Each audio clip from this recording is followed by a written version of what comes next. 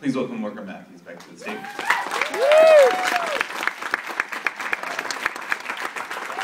Thanks for staying.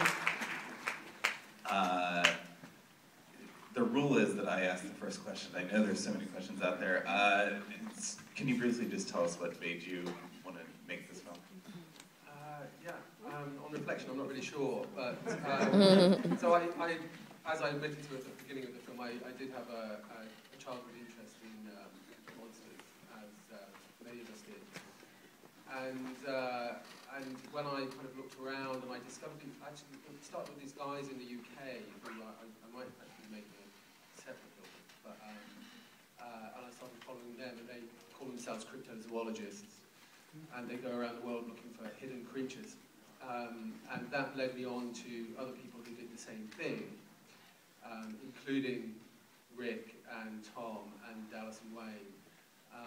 And then at some point during that time, it became clear to me that there was a separate film with just those guys, and that's the one I started to make. All right, so questions from the audience. Already? Yes.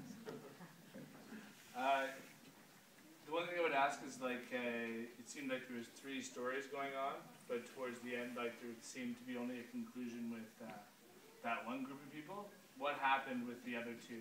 Like, how did those narratives end? Well, I don't know if there is an end to those narratives. Those narratives are ongoing, and you know, Dallas and Wayne are still out there doing the same thing, and so is Tom. And in a way, I think because the conclusion with Rick was so significant that it felt like that was the end of the journey. And the other guys, I mean, I think Rick has put a lot of stuff out there, by the way, online, and you know, anybody in the Bigfoot community, I don't know if there's anybody in the audience who's count themselves from the Bigfoot community, but they're kind of aware of what's supposed to happen in the film with Rick. But I think for me, when I was making the film, it was important to not really let the audience know exactly what the conclusion was going to be and who it was going to, the drama, if you like, of the conclusion, who that was going to end up. Okay, yeah. All right, I've kind of got 2 questions. So the first would be, what was your understanding of what happened to you at the end of the movie? That's the first question. And the second question is, was it your intention during the filmmaking process or when you're finished to have all these sort of serious questions during the movie? Like, you know, there's a lot of questions in the movie about gun control or poverty, you know, all these sort of underlying serious issues, you know, in a movie that predominantly was actually pretty funny and fun movie to watch, you know. Yeah, I don't know. I mean, I think those issues are there, and maybe not laboured, but they're present, and those were just the situations I encountered, and they were reflected in the film. And as a filmmaker, and I'm sure there are lots of people in the audience who are filmmakers, you don't necessarily know where your journey is going to end up when you embark on it, and or what you're going to encounter on the way, and that's the beauty of documentary making.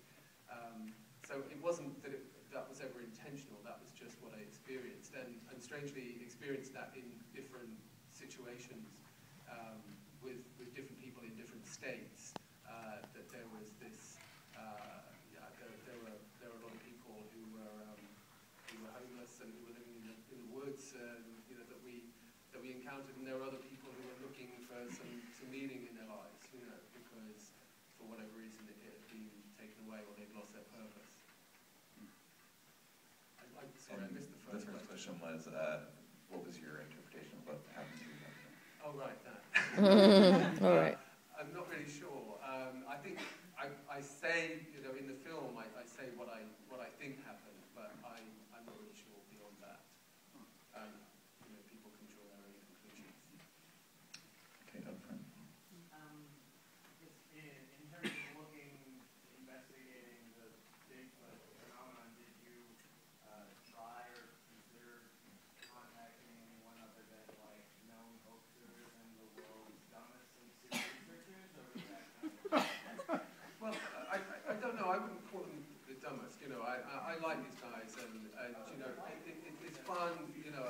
starts off.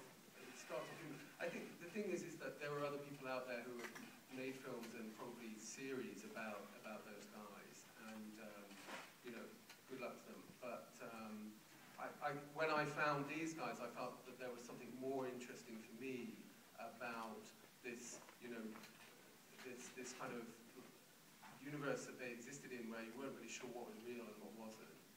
And they're so sincere when they're speaking to you, it's very difficult to imagine that they're not telling the truth. So that's what I was interested in, and because they had the history of hoaxing, and not that's not all of them, I should say, but because they had been connected to that, and because, in a way, the Bigfooting community, or Bigfoot in general, is just intrinsically linked with hoaxing, that became more interesting to me than just simply following people who were dedicated to the cause.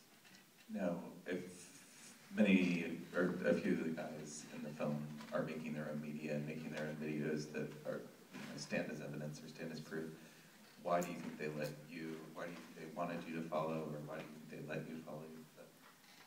I don't know. I mean, honestly, they'd probably let anybody follow them. I don't know. I mean, we got on, and they were, this journey started actually quite a long time ago, and it started with a number of different guys, as I mentioned, and some of whom I'm still continuing to film with. So it just happened that this film separated off into the film that it did. But I'm not sure why. You'd have to ask them